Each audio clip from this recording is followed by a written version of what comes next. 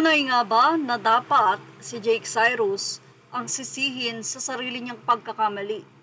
Although, ayon nga kay Jake, walang pagsisisi ang kanyang pag-transform dahil mas nagiging maluwag siya ngayon at lahat ng kinikita niya ay kanyang nahahawakan. Unlike before, na inihayag niya mismo na ang ina niya ang nag-manipulate. Ayon pa kay Jake Cyrus, kapag gagamitin niya ang kotse ay kailangang ipagpaalam. Ilang mga ari-arian ay tila hindi naman sa kanya nakapangalan kundi sa kanyang ina. Maraming mga netizen ang nagtatanong ngayon kung bakit isinisiwalat ngayon ni Jake Cyrus ang mga dating dapat ay naging, kumbaga, ay ipinaliwanag na.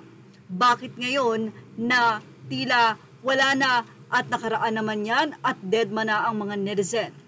Well, sa mga isiniwalat ni Jake Cyrus, ito ay hindi talaga napag-usapan before.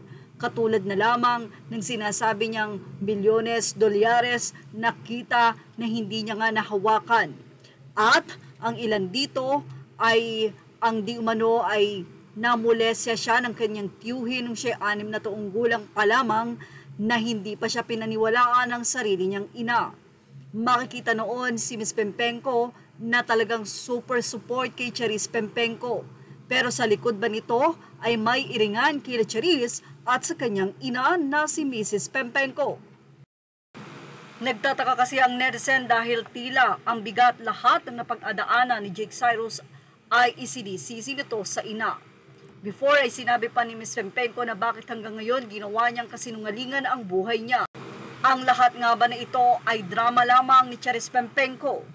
Anyway, sa latest post ni Mrs. Pempenko, sinabi niyang meron na naman daw fake news galing daw sa isang libro. Mga bashers, hindi updated yung libro na yan. Abangan ninyo, ako ang mag-update ng libro na yan. Yan pa ang naging pakayag ni Mrs. Pempenko na aniya ay sari-sari daw issue ang meron.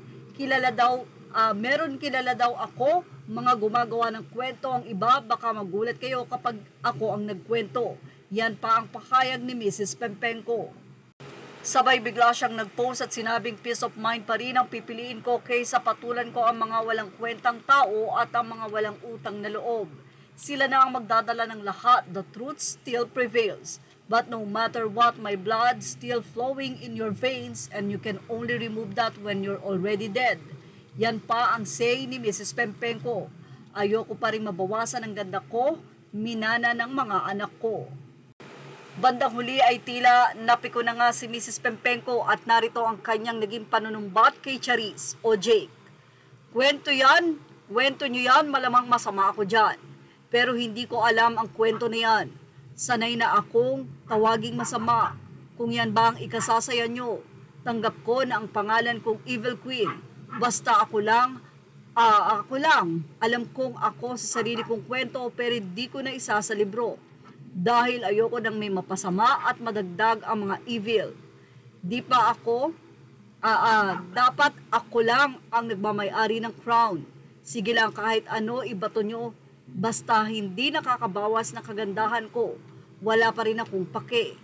P.S. Yan ang pahayag pa ni Mrs. Pempenko. Aniya, andyan ka sa kinalalagyan mo dahil evil queen na to. Dahil sa masamang ina na to. Kahit ilang libro pa ang ilabas, hindi na maibabalik ang ikaw na mismo ang sumira.